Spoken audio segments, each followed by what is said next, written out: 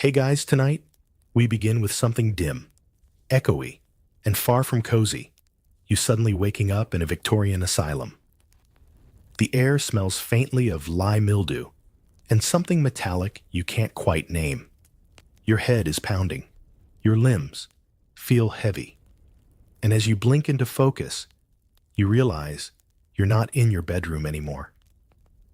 You're lying on a low, lumpy mattress stuffed with straw, covered in what appears to be a thin wool blanket that smells like a sheep dipped in antiseptic. The light slanting in from the barred window above you is weak and gray. Welcome to your new reality, so before you get comfortable, take a moment to like the video and subscribe, but only if you genuinely enjoy what I do here. And while you're here, let me know in the comments where you're tuning in from and what time it is for you. I love seeing how far this sleepy little community stretches across the world. Now dim, the lights maybe turn on a fan for that soft background hum. And let's ease into tonight's journey together. You sit up groggy and immediately regret it.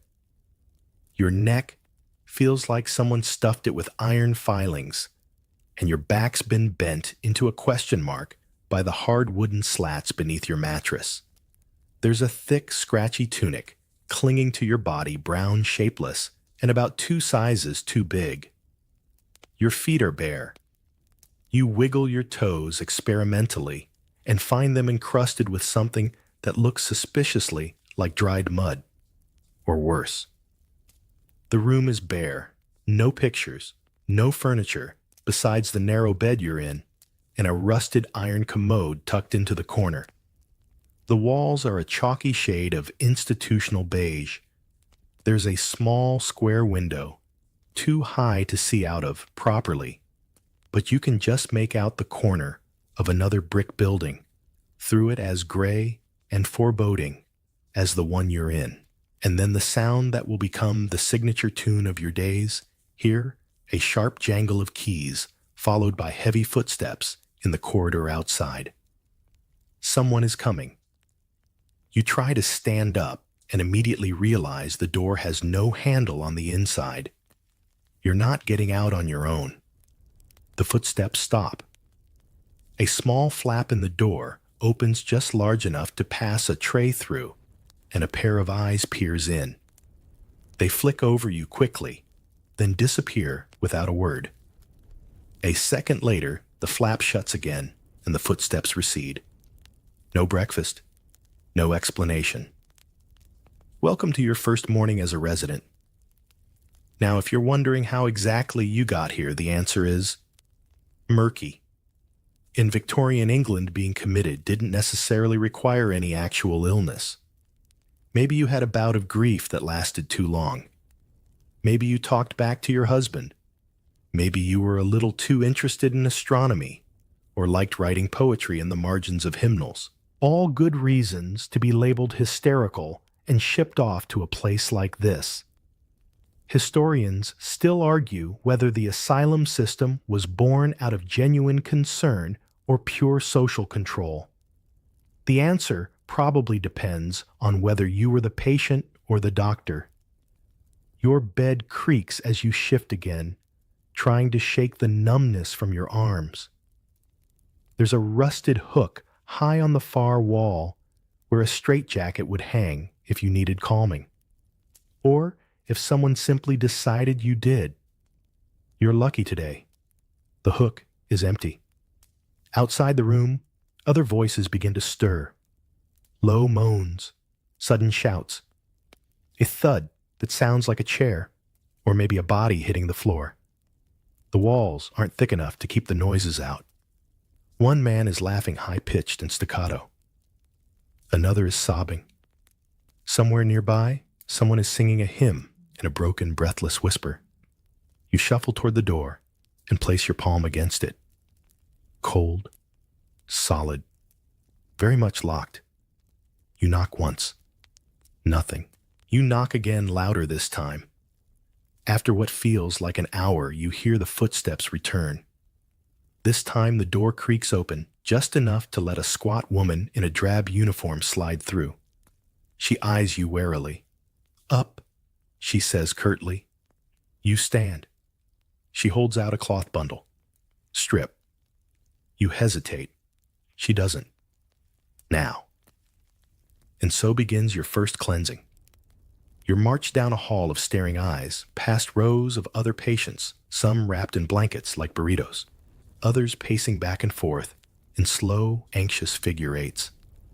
A few look directly at you, their expressions unreadable. You wonder if they started out as confused as you did. The bathing room is tiled cold and smells strongly of carbolic soap. There's a tub in the center filled with water that might once have been warm, but is now decidedly not. Two attendants stand beside it, wooden brushes in hand. You're told to climb in. They scrub you like they're cleaning a fish. Your skin burns from the friction and the lye. They don't speak. You bite your tongue to keep from shouting. Afterwards, you're handed a clean, coarser version of the same brown uniform and led back to your cell. No towel, no shoes, no explanation. You're left alone again. The day hasn't even properly started. Victorian asylums were built to house the mentally ill, but also the inconvenient, the outspoken, the misunderstood, and sometimes just the poor. While some physicians claim to follow moral treatment principles, structured routines, fresh air, and meaningful activity, the truth was often harsher. Overcrowding turned hospitals into prisons. Staffing shortages meant patients were often treated more like livestock than humans. One quirky fact: many Victorian asylums were designed in a special floor plan known as the Kirkbride Plan, an architectural model intended to cure by design. Each wing was supposed to symbolize a progressive step toward mental recovery. In theory. In practice, you mostly just got a nice view of the graveyard from the East Wing. You glance at the single blanket on your bed and try to convince yourself this is just temporary. A mistake.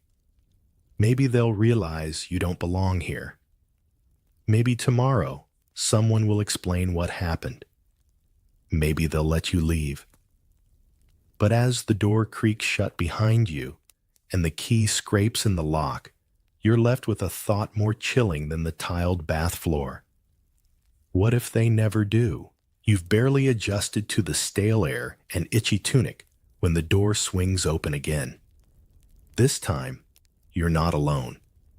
The attendant from earlier gestures for you to step out.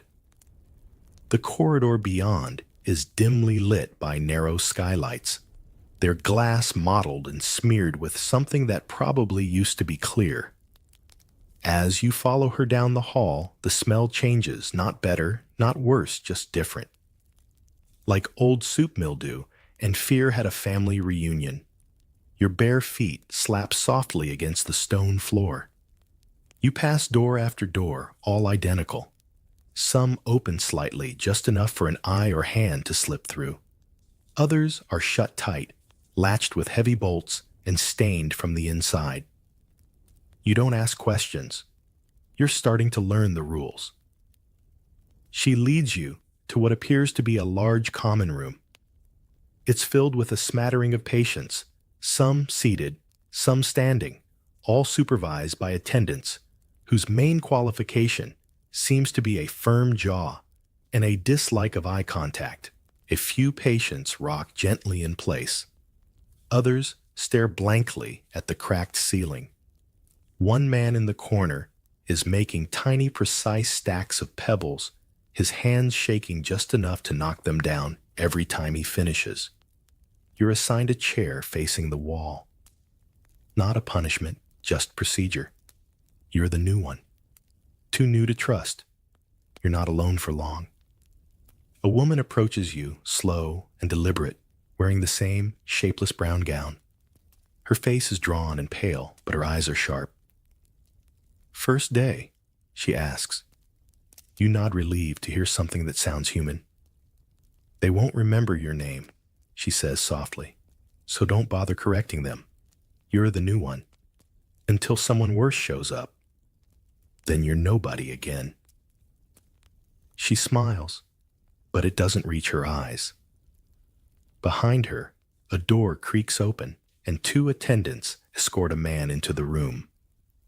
His hair is a tangle of gray, his tunic torn at the collar. One of his arms is bound in a canvas sling that looks more like a restraint than a bandage. They sit him down beside you. He immediately begins humming, tuneless, eerie, persistent. The woman leans closer to you. That's Arthur. Talks to birds that aren't there. You'll get used to it. You're not sure if that's a warning or advice. Another patient across the room is pacing back and forth, muttering numbers under her breath. She slaps the wall every fifth step, like she's resetting a mental stopwatch. A man by the fire, yes.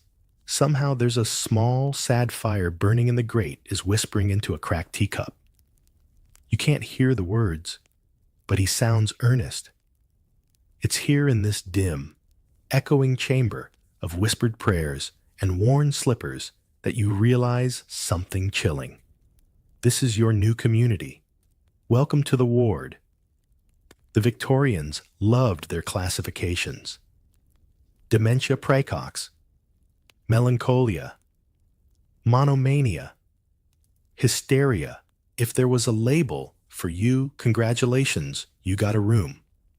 If there wasn't, well, they'd just invent one. Historians still argue whether this was genuine progress in understanding the mind or just bureaucratic madness with nicer handwriting. Patients were divided by gender, but also by perceived severity. Quiet wards for the manageable, excitable wards for the noisy, criminal for those judged beyond redemption. You're not sure which one you're in, but judging by the humming and pebble stacking, you're somewhere in the middle. Every so often, an attendant walks by with a clipboard. They glance at you, scribble something, and move on. You wonder what they wrote. Responsive, agitated stares, too much. The woman beside you chuckles quietly. They used to write down how many times we blinked in an hour. Said it helped them chart our moods.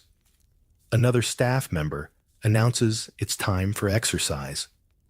Not the healthy, invigorating kind, more like a supervised shuffle through a fenced garden that used to be pleasant before the weeds declared independence. You're ushered out with the rest. The air outside is colder than expected and smells faintly of soot. The sky is slate gray, and the trees, what's left of them, lean like they're trying to escape the soil. A high stone wall surrounds the perimeter. There's no escaping that either. You walk in slow loops around the gravel path, watched from every angle. Talking is discouraged. Staring is tolerated. One patient tries to climb a tree. Two attendants rush over and drag him down. He doesn't scream. He just starts laughing, which is somehow worse. You glance at the far corner of the yard and notice a small iron gate padlocked. Beyond it, a separate courtyard. Nicer grass, benches, no fence. You ask the woman beside you what it is. Private yard for the sane enough ones, she says. The ones with money. Ah, of course. The class divide in Victorian asylums was as sharp as the keys the orderlies carry. Wealthy patients received individualized treatment, private rooms, and actual communication with doctors. The poor, you got what they called standard care, which mostly meant being kept alive, quiet, and forgettable. A quirky fact, some asylums allowed wealthier patients to bring pets, birds in cages, lap dogs. The idea was that animals calmed the nerves. You, however, will be lucky to see a squirrel through the bars. After a long hour of walking in silence, you're herded back inside. The day is only half over, but your mind already feels like it's sagging under the weight of stillness, scrutiny, and the slow disintegration of time. Back in the ward, a young man is playing a violin badly in the corner. You wonder if it's part of some treatment plan, or just punishment for the rest of you. The attendants begin distributing small notebooks and pencils. You're told this is reflection hour. You can write, draw, or stare at the paper until dinner. The paper smells faintly of mold. The pencil is worn. You scribble a few lines. Where am I? How long have I been here? What did I do? No one answers. The woman from earlier peeks at your page and snorts. It's not about truth, she says. It's about looking productive. You draw a tree instead. You're not sure what kind. You make it very tall, taller than the wall. You don't know what time it is anymore. The clocks in this place are mostly decorative, too high to read, too slow to trust. A faint bell rings somewhere down the hall, sharp and hollow. The woman who told you about Arthur and the Pebble Man rises from her chair with a sigh. Bath time, she says, like she's announcing a funeral. You're herded again this time, toward the bathing corridor. The line forms fast, and you quickly realize it's not optional. Everyone gets washed. Everyone gets the same treatment. Whether you screamed in the courtyard or sat politely during reflection hour, the water doesn't care. Neither do the attendants. You're shuffled into a side room where 3 patients already wait, shivering, expressionless, resigned. One is mumbling something over and over. You catch the words cold and snake repeated in rotation like a broken music box. Then you hear it, the splash of water into metal. Not gentle splashing. The kind that says industrial, impersonal, indifferent. You're brought into the main room. The tub isn't ceramic or charmingly claw-footed like something from a museum. It's tin-dented and large enough to soak one adult, but just barely. A pipe juts out from the wall above it, and from it gushes a flow of water that's somehow both icy and greasy. Strip says an orderly with arms like stovepipes. You hesitate just for a moment, but your hesitation is met with a rough tug at your sleeve. Welcome to your next ritual, the institutional bath. As you climb into the water, every nerve ending in your legs fires a protest. It's not just cold, it's maliciously cold. You sit teeth clacking while the attendant dumps a bucket of water over your head and starts scrubbing with a stiff bristled brush. The soap stings. Your scalp burns.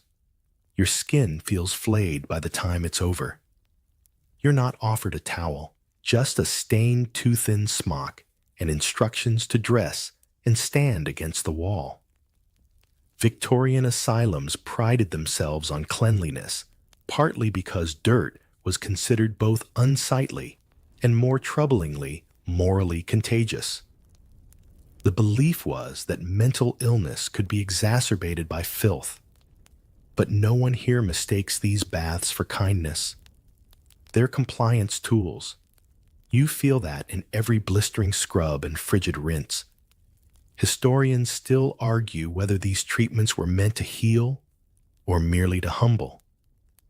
Was it truly moral therapy, or was it closer to penitence?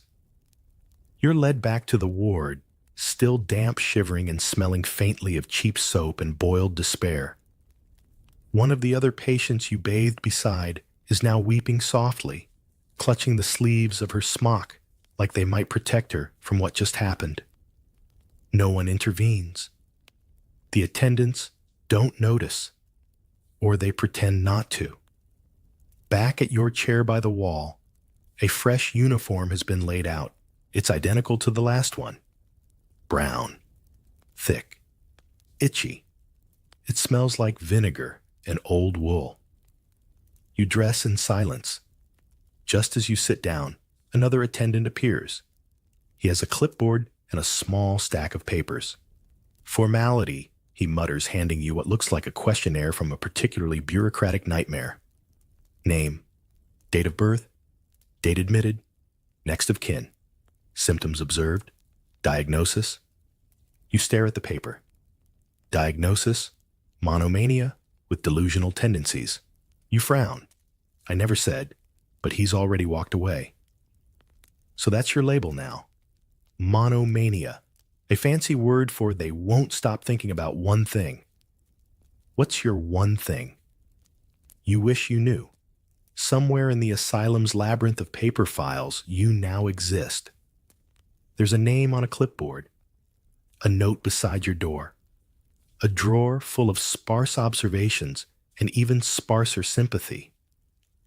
As the ward begins to settle into the post-bath lull, you start to notice the uniforms more clearly. Patients in brown, attendants in gray. Doctors, if you ever see one in stark black or pristine white. Color here is symbolic. Brown, you are broken. Gray, you control the broken. Black, you judge the broken. The hierarchy is unmistakable. You ask the woman from earlier how often baths happen. Twice a week if you behave, she says. Every day if you don't. You gulp. That's backwards. She shrugs. Everything here is. Later that day, just before supper, the ward doors swing open and a new patient is brought in. Young, gaunt, trembling. He looks around wildly and mutters something about music and needles. An attendant grips him tightly by the elbow. Another adjusts his restraints. The moment he's seated, an eerie hush settles over the room. Everyone knows that look. Everyone knows the fresh, frantic terror of arrival. You've been that face. Some will survive the transition, others will not. As if to punctuate the mood, a faint clang rings down the corridor, the signal for supper. Dinner is served in a communal dining room. Long tables, iron spoons, stew in dented bowls. You sit where you're told. Speak only if addressed. The man beside you is carefully separating his peas from his broth with the precision of a watchmaker. The woman across from you refuses to eat. She just stares at her spoon like it holds the secrets of the universe. The food is lukewarm and tastes faintly of tin, but it's edible. And it's something. One quirky detail Victorian asylums often employed their patients in the kitchens. You might be eating food cooked by someone who hours earlier was screaming into a cushion. But it's therapeutic labor, according to the staff. For some, maybe it is. For others, it's just unpaid work in a locked kitchen. When the plates are cleared, you're escorted back to the ward. And once again, you sit. You're beginning to understand the true weight of time here, not just minutes and hours, but the unending sequence of nothing punctuated by rules. You're not just housed in a building. You're suspended in a system. Later, as the lamps are dimmed and the howls begin to stir in the distant wards, you crawl into your cot and pull the thin blanket over your body. It offers no warmth, only weight. You trace your fingers along the bed frame, searching for comfort or memory. You find neither. Outside your tiny window, a breeze rustles the dry branches. It's the most natural sound you've heard all day. Sleep comes slowly, reluctantly, but eventually it comes. Because tomorrow you'll wake up in the same itchy gown, eat the same thin stew, and bathe in the same biting water. And the strangest part, you're already starting to get used to it. You wake to sound, not a bell this time, but a scream. Sharp, wet, sudden. Somewhere down the hall, someone is losing their mind in real time. You lie perfectly still on your straw-stuffed mattress and let it wash over you. The scream doesn't rise again, but it doesn't leave either. It stays echoing inside your ribs like a distant kettle you forgot to take off the boil. Then come the footsteps. 2 sets. Heavy, moving quickly. You can hear the muffled scuffle as attendants subdue the screamer. No ceremony, no soothing voices, just a grunt and a crash, like furniture being overturned. Then silence again. Thicker this time. You sit up slowly. The room is still your room. Bare beige, featureless. The barred window now glows with a faint, indifferent light. Morning, probably, though it might just as well be late afternoon. Your sense of time is dissolving another small, inconvenient part of you that's evaporating here, soon after the corridor fills with the sounds of locks turning boots, thudding orders, barked with the tone of someone who stopped caring a long time ago. Doors creak open, one by one. Yours is last. The woman from yesterday greets you with a tired nod. "Welcome back to the living," she murmurs. You wonder how many didn't wake up this morning. She points at the far corner of the ward. That was Miss Elkins. She hears voices. Last week she tried to dig through the wall with a spoon. Thought the bricks were hiding her brother. You blink. She doesn't have a brother, the woman adds. Not anymore. You say nothing. The day begins, as all days begin now, with a thin bowl of porridge and a wooden spoon. You eat while seated on the same hard bench surrounded by the same faces. Arthur is still humming. The man with the pebbles now stacks matchsticks instead. The singing patient has moved on to lullabies, soft off-key haunting. You try to focus on your meal, but the sounds are relentless.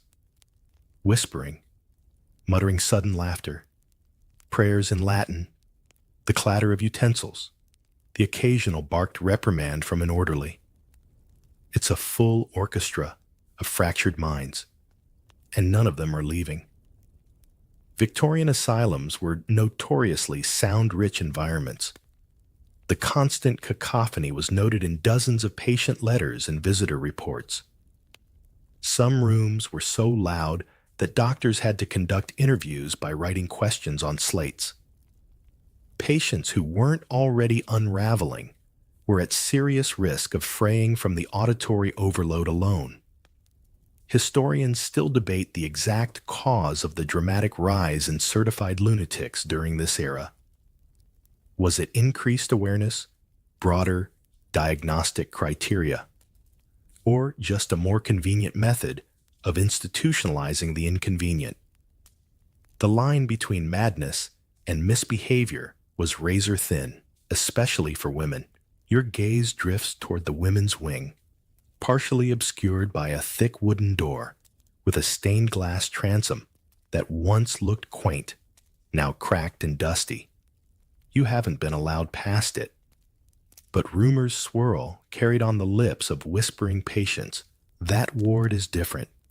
More rules, more silence, more screams at night. Hysteria, the woman beside you says when she notices your stare. That's what they say about anyone female who cries too much or talks too loud. You glance at her. She gives a crooked smile. I liked books. My husband preferred me quiet. So here I am. She scoops her porridge. Now I read labels on soap and count tiles on the floor. That night you will lie awake thinking about how thin the walls are between your cell and that door, and how much thinner the walls are between reason and diagnosis. But the day isn't done with you yet. After breakfast, you're led to rec time, not recess, not recreation, just an unstructured hour with a tray of dominoes, a box of faded playing cards, and a few broken pencils. You pick a domino at random and trace its pips with your thumb. It's missing one. Across the room, a patient carefully organizes torn paper scraps into a circle. No one speaks. You get the sense that noise is tolerated only if it's involuntary. Then the violin starts again. The same off-key patient from before has apparently been granted practice privileges. His playing scrapes at your spine, each note a little wrong, like music written by a fever dream. But no one stops him. Perhaps because it keeps his hands busy. Perhaps because it keeps the rest of you docile. That's the thing about the noise here. It isn't just background. It's part of the architecture. The endless drone of the human mind unraveling becomes as structural as the stone arches and barred windows. And like those arches, it's not going anywhere. A quirky tidbit. Victorian asylums were sometimes built with curved corridors or round rooms in the belief that corners encouraged brooding. No right angles, no dark thoughts. But the noise, that came no matter what shape the walls were. Later, as you file back into your ward, you pass a man being dragged the opposite way. His mouth is clamped shut, but his eyes scream louder than anything you've heard all day. He's taken toward the treatment wing, where they do the experiments. You ask what happens there. The woman beside you only says, "That's where they take the people who hear things no one else wants to hear." You don't ask again. By now, your ears have stopped trying to filter out the madness. You hear everything, the sobbing behind the wall, the gentle clink of chains being adjusted in another room, the scraping of nails on the underside of a table. It all blends together, a continuous soundscape of helplessness. When lights dim that evening, if you can call the flickering gas lamp's light, you lie in bed and find your own sounds to cling to. The drip of condensation from the ceiling, the rustle of straw under your elbow, the tiny creak of your bunk as you shift your weight. Each one is yours. Each one proves you're still here, still tethered to something real. But the screams, they never quite go away.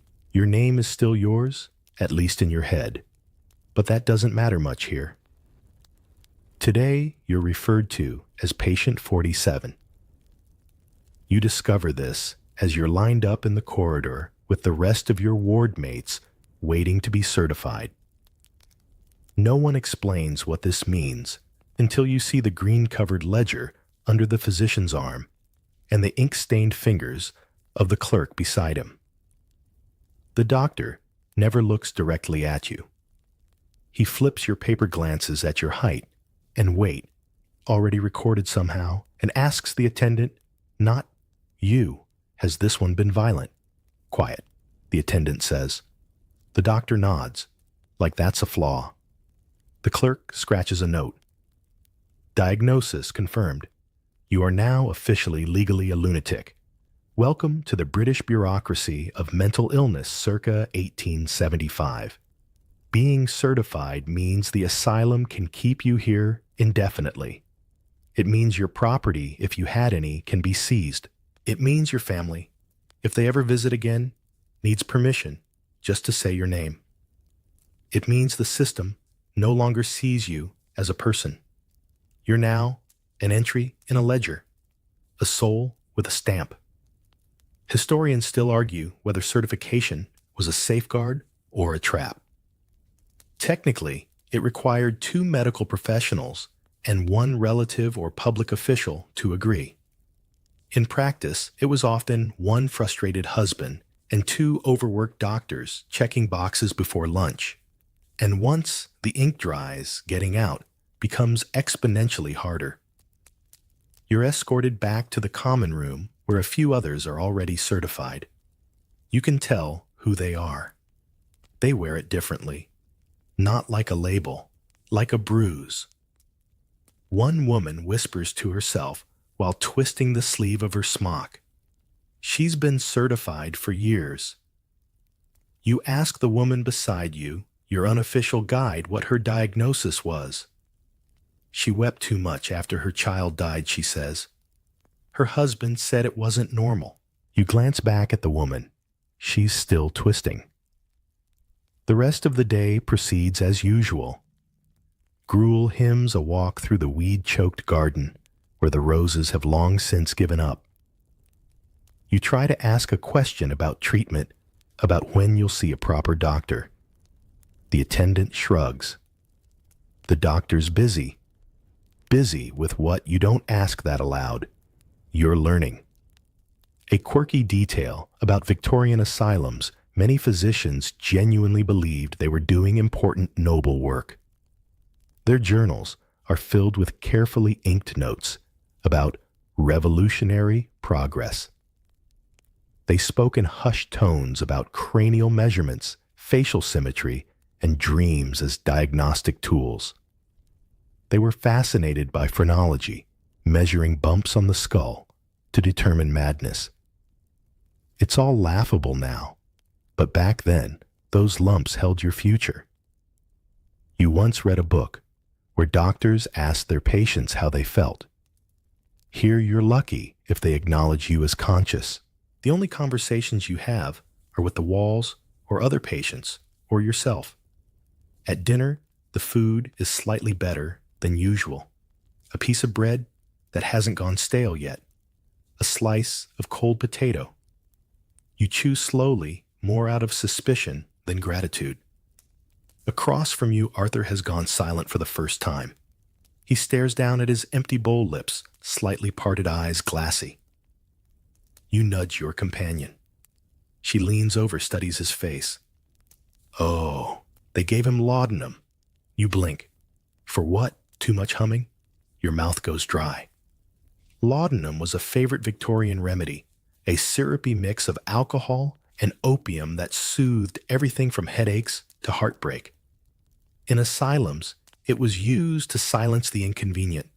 Too many questions, too loud, too anxious.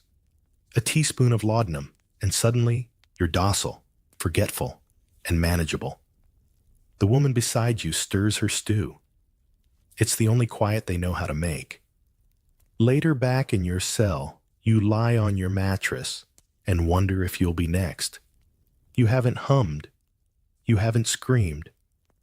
But you've thought about it. You can feel your own thoughts beginning to curl at the edges like paper too close to flame. Everything here is designed to flatten you: routine, silent surveillance. The room shrinks a little more every night. As you drift toward sleep, a new sound creeps in. Not screams this time, singing. Someone somewhere is humming a lullaby. It's off-key, cracked with exhaustion and strangely beautiful. You press your ear against the wall, trying to hear better. The words are muffled, but the tune is one you recognize from childhood. You hum along so softly that not even the rats could hear. It's the first moment of calm you've felt in days. The woman on the other side finishes the song. There's silence for a beat. Then just before it ends, "I remember your name," she whispers through the wall. And then nothing. Your breath catches. Because in a place like this, where names are erased and identities boiled down to bed numbers and medical forms, hearing your own name even once is enough to remind you who you are. For tonight at least, you're woken again by footsteps. Not the usual measured clomp of boots, but the quick shuffle of softer soles. When your door swings open, 2 attendants are already inside, one holding a long leather strap. Up, one says. You obey. You've learned there's no reward for resistance, only a new bruise, in a place no one checks. They escort you down a different hall this time, one you haven't seen before. It's narrower, colder. The lamps flicker with less enthusiasm here. The walls are closer together, as though the building itself is holding its breath. You're led to a room labeled attendants' quarters. But that's not where you're going. To the left, through a heavy door with peeling paint, is a small room with a wooden chair bolted to the floor, leather straps on the arms, a drain in the floor. No windows. You stop. The air here smells like vinegar and sweat. The taller attendant gestures. Sit. You glance at the chair. Why he sighs. You're due for restraint evaluation. You hesitate. He steps forward. You sit. The straps go around your wrists, then your ankles. Not tight at first, but tight enough to make a point. Standard procedure, he says. He means we'll decide whether you're dangerous, even if you've never raised your voice. Victorian attendants were not nurses, not therapists. They were keepers, custodians of calm enforcers of order. Most were untrained men, hired for their size and their ability to follow instructions without asking too many questions. Your evaluation begins. A doctor arrives, clipboard, monocle. He asks you to smile. You do. He frowns. Repeat this phrase. He says, "The moon is made of green cheese." You do. He frowns again. Do you believe it? You shake your head. He writes something down. Then he asks, "What day is it?" You don't know. "Who is the queen?" "That one," you answer. "Victoria, of course." But he doesn't nod. He just writes. He tests your reflexes, your pupils. He shines a lantern into your eyes for too long. He smells of ink and chalk and condescension. The evaluation ends not with a decision, but a sigh. He nods to the attendants. Return this one. Mild. Watch for dissociation. You're not sure what that means. The attendants don't explain. You're unstrapped, marched out, and sent back to your ward. Later, you hear what happened to the man evaluated yesterday. The straps didn't come off, not for a week. That night, during supper, you try to ask your tablemate what dissociation means. She shrugs. It means they think you're not all there. You raise your eyebrows, which is ironic, she adds, considering how hard they work to break you into pieces. You wonder again about the attendants, why they do what they do. You've noticed that some are just bored, others are cruel, but the worst are the ones who believe they're helping. You meet one of those next. The evening activity is reading hour. Not for you, of course. One of the attendants reads to the ward from a large book of moral fables. You sit in a semicircle, legs crossed, listening to a story about a wayward boy who learned discipline through hard work and mild beatings. The attendant reads with enthusiasm. He glances up often to ensure you're all absorbing the lesson. His eyes settle on you. He smiles. You're new, he says afterward, pulling a chair close. I can always tell. You nod. You're lucky to be here, he continues. You get structure, safety, rules. You want to say, I had those already. But you don't. He tells you about a man he used to supervise who believed he was a cat. We cured him, he says proudly. No more purring, no more scratching. You ask what happened to him. He doesn't talk anymore, he says, but at least he's not pretending. You stare. He pats your shoulder gentle as a falling brick. You'll do well. Just remember not to make waves. And with that, he stands and leaves. Historians often discuss the ambiguity of asylum staff. Were they sadists, saints, or something in between? Victorian records are full of glowing praise for attendants who maintained calm and upheld discipline. But behind those words are bruises, restraints, and punishments disguised as care. A fringe tidbit in one Yorkshire asylum attendants were awarded bonuses if their ward had fewer than 3 outbursts a month. Patients were starved, sedated, or isolated to meet those quotas. Silence was profitability. That night, you overhear a conversation between 2 patients in the next bunk. They said, I threatened the nurse. One whispers, I dropped a spoon. Silence. Then do you think we'll ever leave? The other voice says nothing. Because here's the truth. You're not really meant to leave. Victorian asylums kept careful records of admittances, but far fewer of discharges. For many, this was a one-way trip. Some were released after years, minds and bodies half erased. Some were buried on the grounds, headstones etched with initials and nothing more. And some just vanished into the record's paper ghosts in a file drawer no one opens. Back in your bunk, you lie awake again. You try to remember what day it is, but your mind refuses. It's too busy sifting through today's interactions, trying to decide which one was most surreal. The chair with the straps, the fable about beatings, the smile from the attendant who saw your brokenness as progress. You give up. You count the cracks in the ceiling instead. 1, 2, 3. And somewhere, between 9 and 10, your eyes close. Because even nightmares eventually fall asleep. The mornings don't sneak up on you anymore. You wake before the knock, before the footsteps, before the light has properly returned to your tiny cell. Your body knows the rhythm. Now eyes open, bones groan, blanket off feet on cold stone. Today, though, something shifts. There's no scream, no frantic shuffle, just the eerie calm of expectation, like a room that knows it's about to be cleaned. When your door opens, the usual attendant is replaced by someone new, younger, neater. His uniform doesn't yet sag with apathy. He looks you in the eye. "Time for the washroom," he says. You nod. That part's familiar.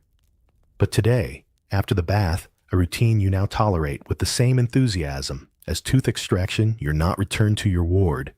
Instead, you're marched down another hall, one that smells faintly of chalk and ink. There's more light here. Not pleasant light, just more of it.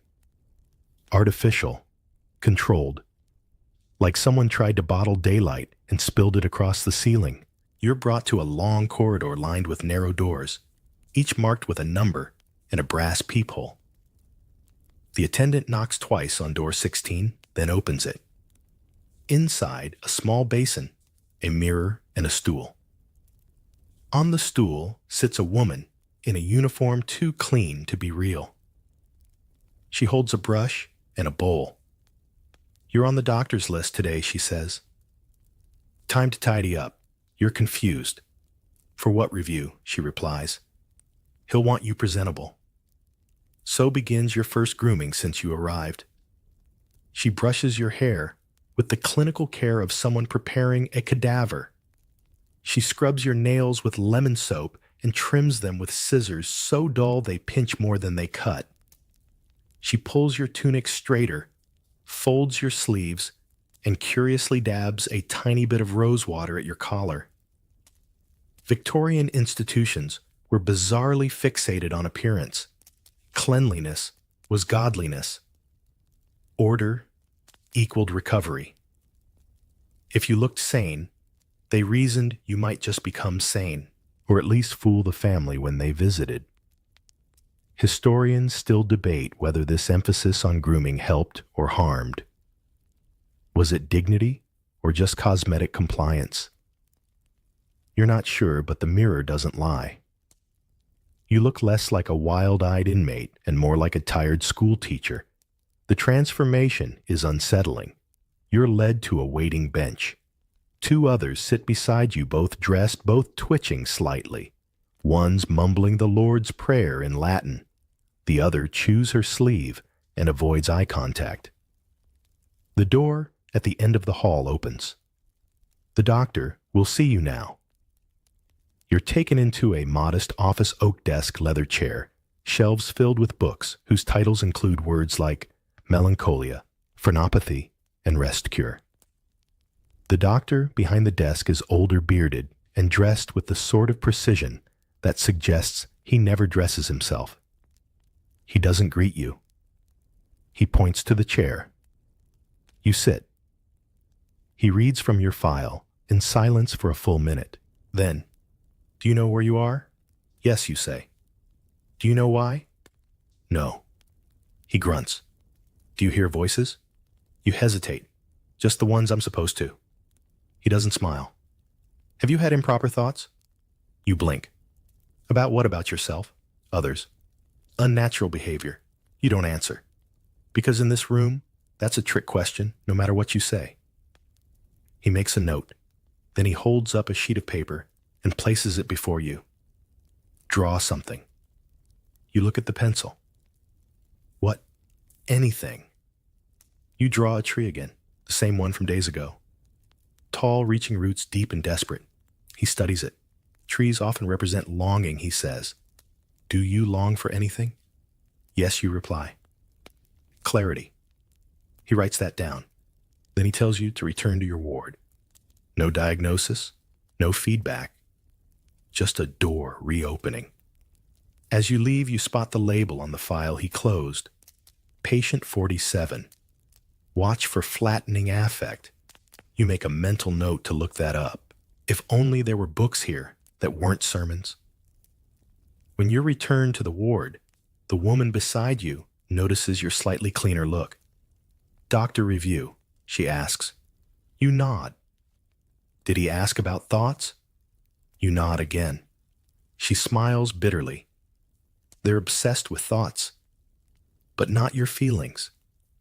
Never your feelings. You ask why.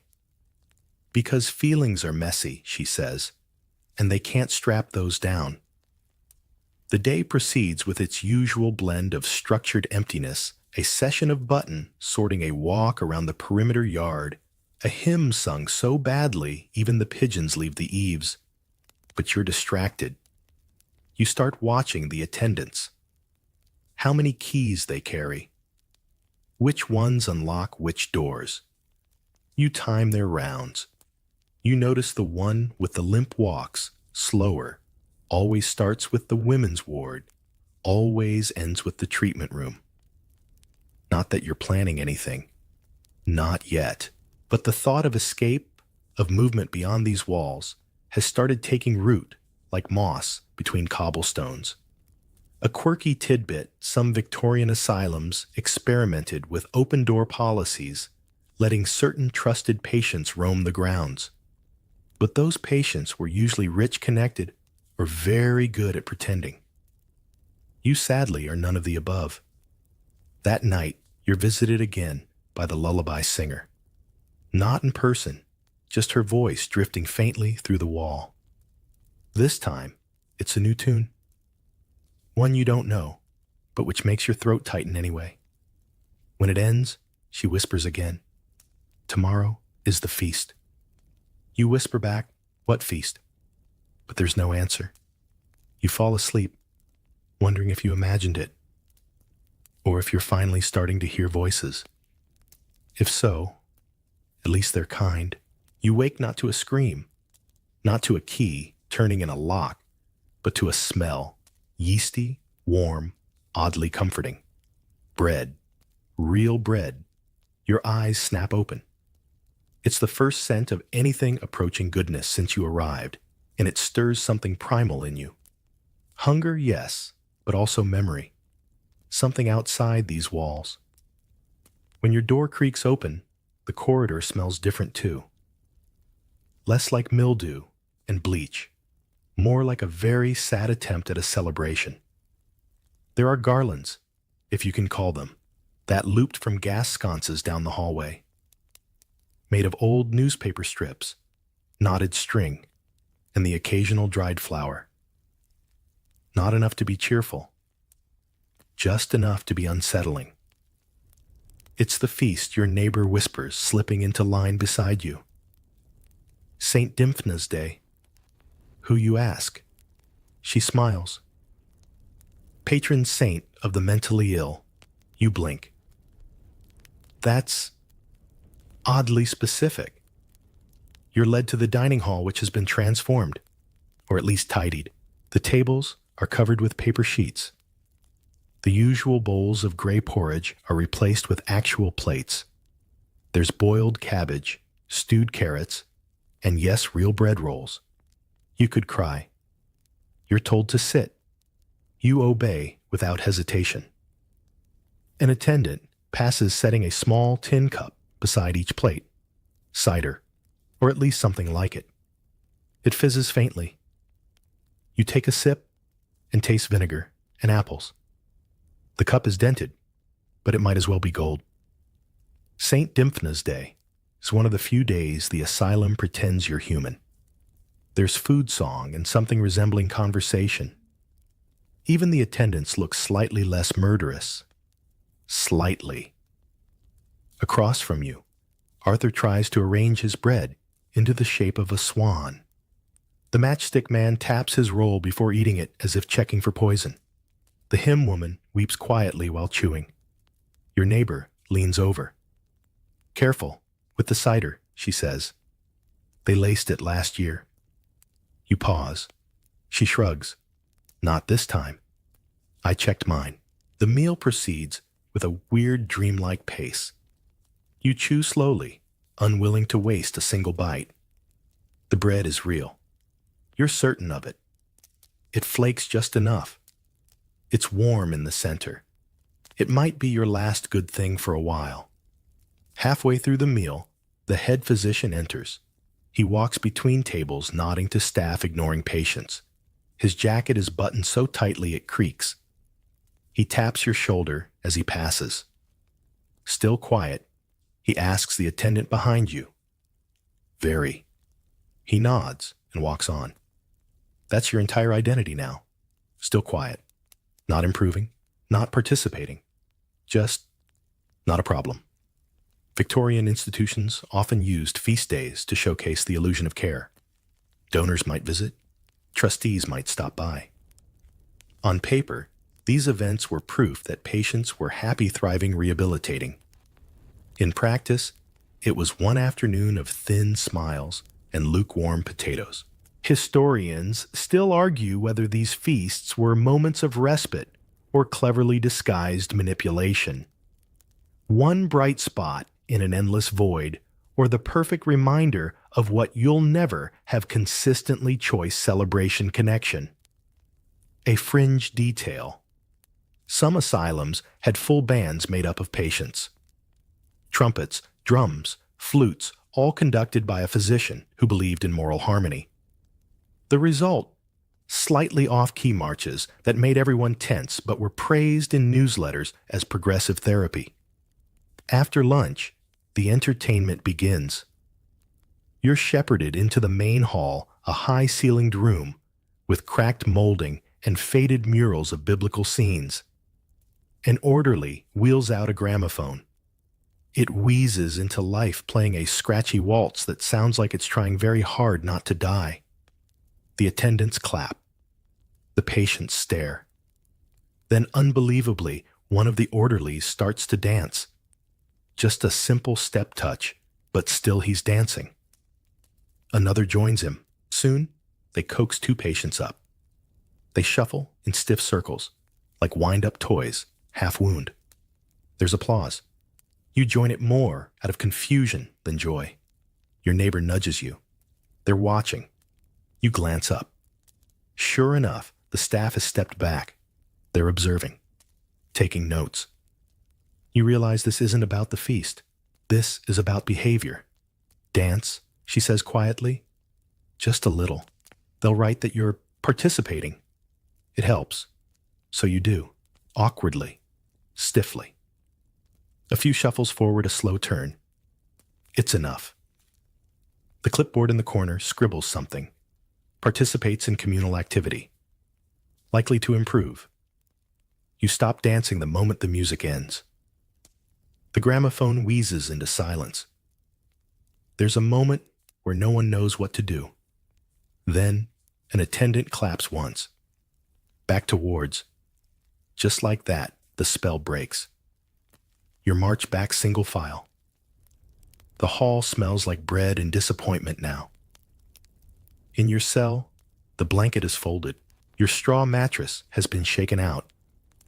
A small red flower, plucked from somewhere sad, sits on your pillow. You stare at it. You don't touch it. You just sit beside it until night falls. Later, the lullaby returns. Different again. You don't recognize the melody, but it sways like a boat on gentle waves. Your heart tightens. You wait for the whisper. This time it comes from below. A new voice. Male. Creaky. Raw. Don't trust the second floor, it says. They watch from the vents. You hold your breath. You say nothing. Victorian asylums were often built with hidden tunnels and spy passages used to observe patients without being seen. Some of them are still there in crumbling ruins. Forgotten corridors. One-way mirrors. Hollow walls. You glance at your vent. It hums faintly. Is it just the pipes? Or are you being watched? Either way, you whisper back, I'm listening. Because in here, even paranoia might be a form of connection.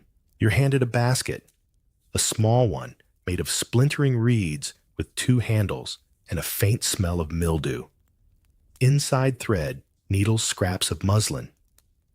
Next to you, others receive similar kits. Some get wire and pliers. Others polishing cloths and old brass buttons. One patient grins broadly at a pair of scissors before an attendant snatches them back. Today is for work, someone announces. Occupational therapy, they call it. But you quickly learn this is not about therapy. It's about movement, silence, being too busy to rebel. Your neighbor has already started stitching. You watch as her fingers weave neat little X's across a linen scrap. It looks like a repair, not a decoration. You look down at your own. No instructions. Just a faint understanding that you're meant to make something. Start with a hem, she murmurs. So you try. The thread frays. The needle stabs. The fabric bunches. A voice scolds from behind you. Mind your hands. You realize the attendants are watching again, quietly, steadily, not intervening unless someone fumbles too much or sits too still. Victorian asylums embraced productive activity. Basket weaving, sewing, floor polishing, paper flower making. Tasks that required focus but not thought. Creativity but no expression. It was supposed to be calming. And for some, maybe it was. But to you, it feels like detention with better lighting. You manage a crude patch. It's ugly, but complete. No one praises it. No one even looks. Next to you, Arthur is rebraiding a length of yarn. His lips move in a pattern that doesn't match the motion of his hands. Across the room, a man with trembling fingers is trying to glue torn paper into something vaguely resembling a rooster. Or perhaps a map. Hard to tell. The staff observes with eerie stillness. They don't smile. They don't speak unless something breaks. They just log who complies and who resists. You look back at your neighbor. What happens if you don't do it? She doesn't look up. They decide you're regressing. And then they escalate. You don't ask what that means. You suspect you'll find out soon enough. By mid-morning, your fingertips are sore. The muscles in your neck feel like they've been twisted into knots.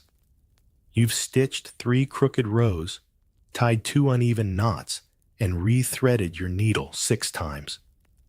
The fabric is damp from your palms. It doesn't matter. You keep going. Because you can feel the eyes on you. Not just the attendants, but the other patients too. And this is something you hadn't considered. Surveillance isn't always top-down. In here, everyone is watching everyone else. Whisper networks operate in silence. A slow nod across the room means someone was sedated. A look toward the floor means someone didn't come back from the bath. Every action is observed, cataloged, judged not just by staff, but by the very people locked up beside you. It's exhausting. A quirky tidbit. Some Victorian asylums employed patients to rate each other's behavior. An early form of peer surveillance. Gold stars for helpfulness. Black marks for agitators. It was hailed as self-governance. It was actually just cheaper than hiring more staff. Just before lunch, you're allowed to display your work. An orderly walks past each table, glancing at the results. He pauses at yours. Hems uneven. You nod. Keep at it. That's it. No punishment. No praise. Just the quiet declaration that your output is being measured. As you're dismissed, you catch a glimpse of a box near the door filled with all the scraps from days past. Broken baskets, frayed ribbons, half-sewn dolls. None of it was saved. None of it was ever going to be. You realize something chilling. The product was never the point.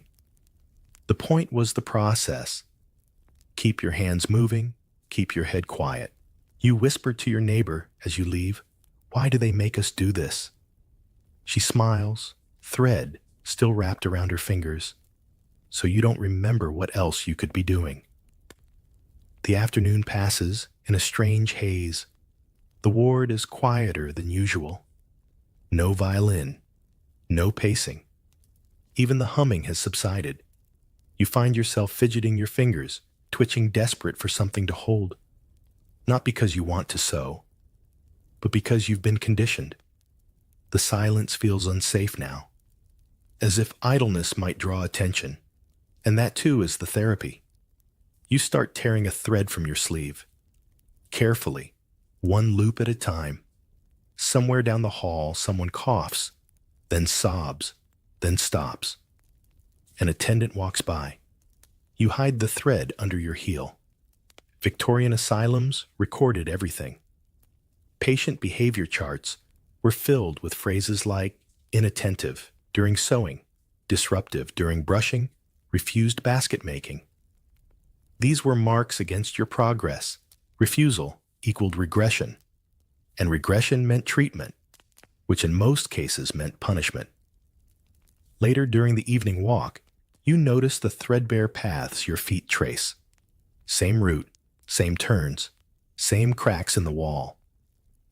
You ask softly, what would happen if someone refused to walk? Your neighbor glances around. Depends who's on duty. Worst case, she shrugs. Isolation, bed straps, or they take your shoes for a week. You laugh. You didn't mean to. Barefoot in the garden. You don't laugh again. As dusk falls, you lie in your cot and examine your hands. The fingers are still twitching, still wanting thread, still stuck in the rhythm of that morning. You wonder how long it would take for the habit to become permanent. How many days of stitching it takes to forget you once read books, tied laces, held hands. Your neighbor says from across the dim room, the trick is to do just enough. Not well, just enough. You nod, though she can't see you, because the lesson has settled in. Do the task. Not well, not terribly. Just enough to be forgotten. The walk today is different. It's colder. Not by much, but enough that your breath briefly fogs the glass as you pass the narrow window near the stairwell. That's the only window you ever get close to anymore. The others are higher barred or simply painted shut. You're led with the usual silent procession out into the gardens. Fresh air is essential, the attendant says, as if quoting scripture. You've heard it before? It's part of their doctrine alongside routine builds. Resilience and stillness is a form of discipline. Outside, the air bites. You clutch your thin cloak closer. It barely helps. The gardens are no Eden. Wilted hedges, patches of bare dirt, a bench with one leg shorter than the others. But they walk you through it daily, twice on Sundays. Always the same route. Around the fountain, past the statue of some pious donor, back again. You start counting steps, 123 to the bench, 67 around the rose bed, 3 back from the rusty gate. Numbers keep your mind from unraveling. This is what they call the moral treatment. In theory, it's supposed to calm you, connect you to nature, bring you closer to sanity by reminding you of routine beauty and silence. But there's no beauty here. Just chill winds, cracked paths, and the scent of wet leaves and old regret. A fringe belief from the era insisted that fresh air could cure melancholia. Doctors wrote extensively about the healing power of landscape manicured grounds, symmetrical gardens, wide skies. In practice, those grounds were often patrolled, fenced, and watched from hidden windows. As you pass a bench, an attendant barks, "No sitting today. Keep moving." You nod, teeth clenched. Your knees ache. The hem of your gown is already soaked through with dew. Ahead, Arthur is muttering something about birds again. You follow behind him, breathing in short, measured puffs. Suddenly, a gust of wind knocks over a stack of empty flower pots near the gardener's shed. The sound is sharp, unnatural. You flinch. A few patients startle, one screams. Within seconds, the walk is over. Back inside snaps the lead attendant. You're herded in like sheep chased by wolves. The doors slam behind you with too much force. Back in the ward, you're handed a dry smock and told to change. No privacy, no pause, just more routine. The afternoon stretches into more reflection hour, which is just sitting still and being watched. You stare at the floor and try not to blink too often. Someone once told you that excessive blinking could be marked as a symptom. Later at supper, you're told the doctor will join tomorrow's walk. That's a big deal. His presence is rare and always symbolic. Why, you whisper to your neighbor. To check the moral treatment, she replies. He wants to see if we look peaceful. Peaceful. That's the word they use when your eyes are dull, your voice low, and your movement slow enough not to bother anyone. That's what they reward. So the next morning, you walk with slower steps. You breathe deeply. You tilt your face toward the weak sun, like it's nourishing. The doctor arrives, flanked by 2 attendants. He walks behind the group, hands folded, nodding occasionally. You hear him mutter, "Better posture this week. Ward 3 is improving." It's not a compliment. It's an observation. You pass the bench. No one sits. You pass the statue. No one looks. You pass the fountain. Still broken. Still full of leaves. The moral treatment was supposed to offer dignity. Gardens, clean clothes, gentle routine. But historians still argue whether it actually healed anyone or just disguised the horror in lace collars and fancy terminology. One quirky element. Some asylums held gardening competitions. Patients would dig prune weed, then judges would award ribbons. Sanity by soil, they called it. But there's no competition today. Just silence, cold air, shuffling feet. When the walk ends, you return to the ward without incident. That's a win here. No falls, no panic, no spilled flower pots. You sit in your chair and feel the ache in your legs bloom into something familiar. Routine, silence, stillness. This is the asylum's holy trinity. Later that evening, you overhear a conversation between 2 attendants near the stairwell. They're calmer now, one says. It's the walks, the other replies, or the weather. Cold keeps them quiet.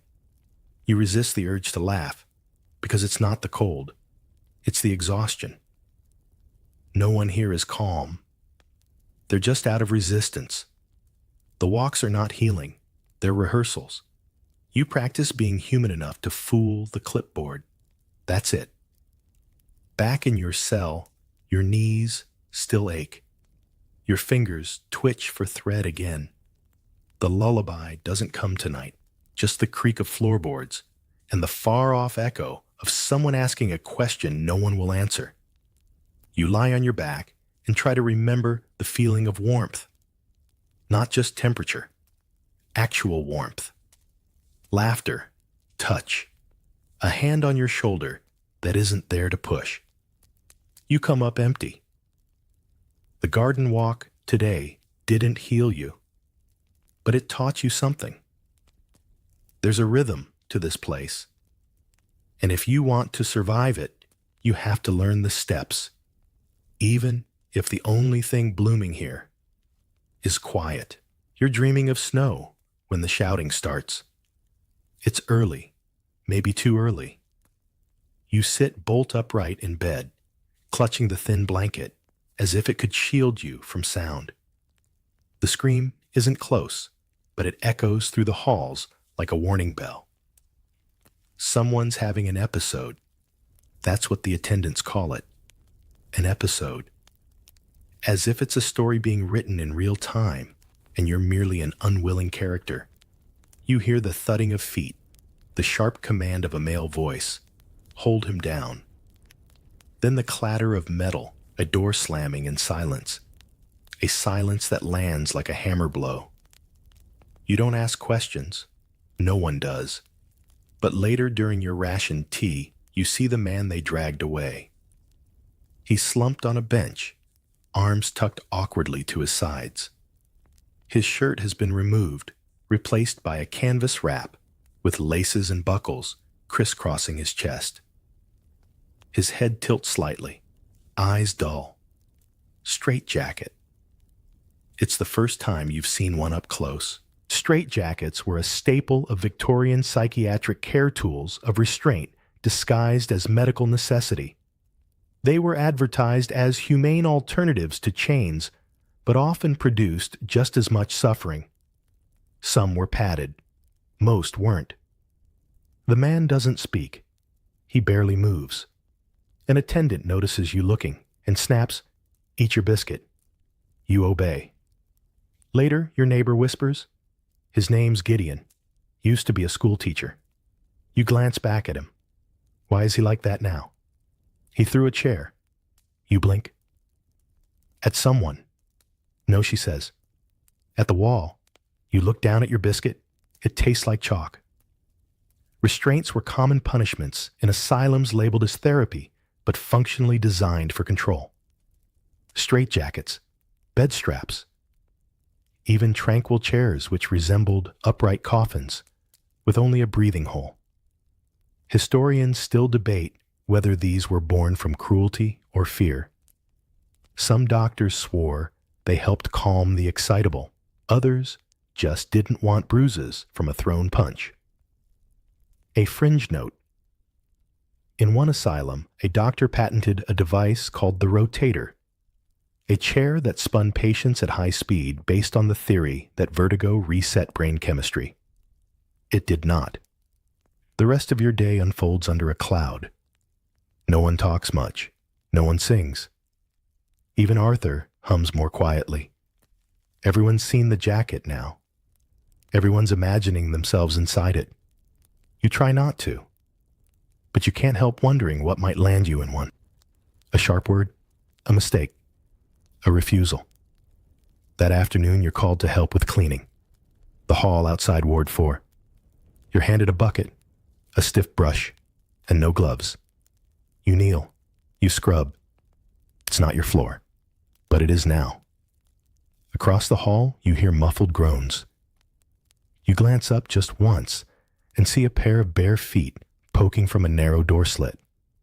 Toes twitching. That's all. Then the door clicks shut. You lower your eyes again. In Victorian asylums, solitary confinement was often used alongside physical restraints. Some patients were kept in isolation for days, weeks, occasionally longer. No voices, no light, just their own minds echoing back at them. You don't know how long Gideon will be in the jacket, but by supper he's gone, transferred, says the attendant. You don't ask where. That night, back in your bunk, you find your arms folded tightly across your chest. Not by choice, just mimicry. Your body trying to rehearse what it might feel like to be laced shut. You force your arms down, but the image lingers. The straps, the silence, the bent head. Your neighbor says softly, "If you ever get one, breathe slow. Don't fight it. Just float." You don't answer. You wonder how she knows. And if she's floated before, you're sewing again. But today, the cloth feels heavier, as though it's soaked in molasses or some invisible dread. Your fingers ache from repetition, from the small, constant acts of forced patience. Still you stitch, because that's what the quiet ones do. The quiet ones survive. But today, someone doesn't. The alarm is subtle, not a bell, but a sudden shift in the room. The clatter of dropped tools. The freeze-frame tension of motion halted midair. Across the sewing circle, a girl no older than 16 is shaking. At first, it looks like a shiver, like the chill has caught up with her. Then her needle falls. Her shoulders twitch. Her mouth opens. No sound. Then too much. A scream, not loud, but sharp, cutting the kind of sound you hear in your spine more than your ears. She thrashes. Her chair tips. Fabric rips. Two attendants move fast. Too fast. One grabs her arms, the other her legs. She writhes, still screaming, voice hoarse with panic, not rage. No restraint. Someone cries, another patient, older, furious, but they're silenced with a glare. You are frozen. The girl is carried from the room, her limbs limp now, her voice cracking. No one follows. No one speaks. Victorian institutions called these hysterical episodes. For women especially, any breach of decorum, any moment of panic grief or resistance could be labeled hysteria, a diagnosis once broad enough to encompass nearly anything inconvenient. Historians still argue whether hysteria was ever a real disorder or just a medicalized form of silencing. A quirky historical tidbit: one British asylum once prescribed ice baths, followed by cheerful conversation to treat female hysteria. It went exactly as badly as you'd imagine. The sewing resumes. No one talks about the girl. No one mentions her name. Because names are dangerous. Names imply attachment. And attachment leads to grief. And grief looks a lot like hysteria. Later that afternoon, you see the older patient, the one who cried out, being led away by two orderlies.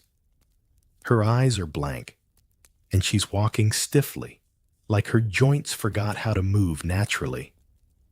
Reconditioning, someone whispers. You want to ask what that means, but you're learning. You don't ask. You fold your hands in your lap and wait for the clock to decide your next permission. That night, your neighbor speaks without prompting. She's lying on her cot, staring at the ceiling. She screamed because she saw her mother. You blink. The girl. She nods. The mother visited, said she missed her, said she didn't understand why her daughter was so sad. You say nothing. She left a scarf, bright red. You remember it. On the girl's lap during breakfast. The one flash of color in the room. She wasn't allowed to keep it. You nod. Your neighbor sighs. So she screamed. And there it is. The full cause of the episode. A reminder of outside. Of love. Of something soft in a place made entirely of hard corners. Later, after lights out, the lullaby returns. Not from the wall. From below. Same cracked voice as before. But this time, the song is interrupted. A thud. Then a hiss. Then silence. The next night, no song. No voice. You press your ear to the floor, just to make sure. But nothing answers. Maybe they took him. Maybe he stopped singing. Maybe he was never there to begin with. You roll onto your back, eyes wide in the dark. The quiet here is never peace. It's just what fills the space after something's broken. Your dreams are stranger now. Not nightmares, those were weeks ago. Now, it's something softer. eerier, dreams where nothing is quite right. The corridors stretch too long.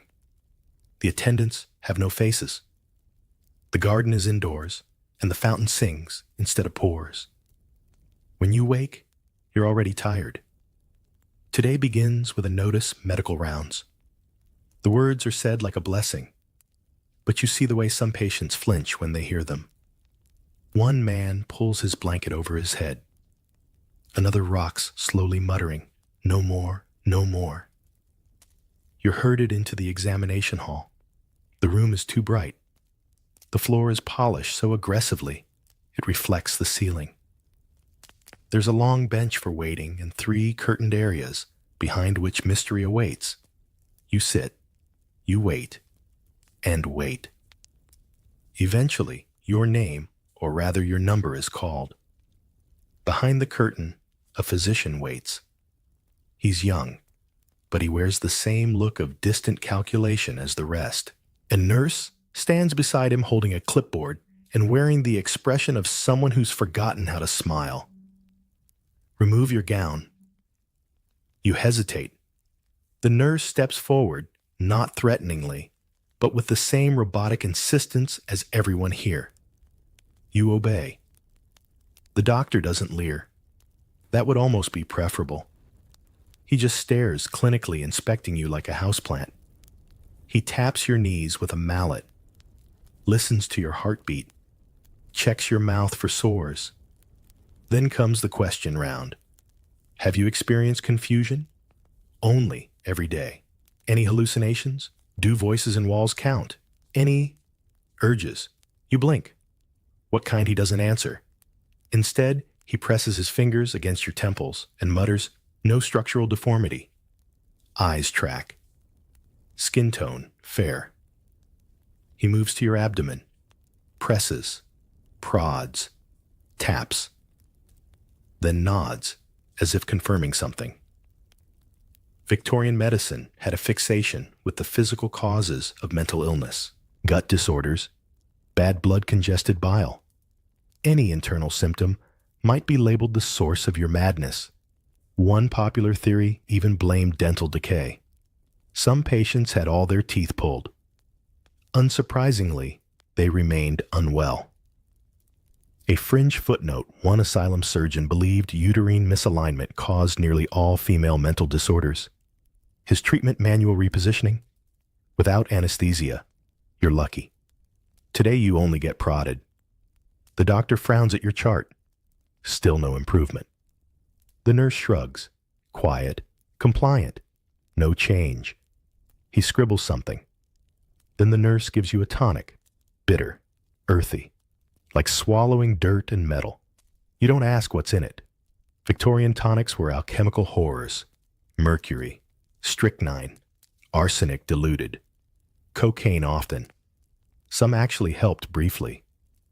Most just numbed you into compliance. You're returned to your ward in a fog. The floor feels far away. The ceiling sways. You lie on your cot trying to remember the feeling of safety. You can't. Not here. Your neighbor sees your dazed expression and nods knowingly. They gave you the tincture. What's in it, you murmur. She shrugs. Mostly lies. The day rolls on without pause. Back to sewing. Back to singing. Back to watching.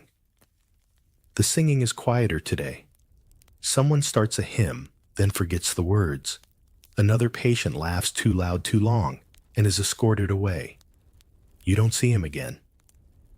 During the evening walk, the garden smells faintly of bleach. You pass a patch of dirt that's been freshly turned. No flowers planted. You don't ask. After supper, an announcement: new trial begins tomorrow. Volunteers needed? No details. Just that. Your neighbor whispers, "Say no." Always say no. You nod.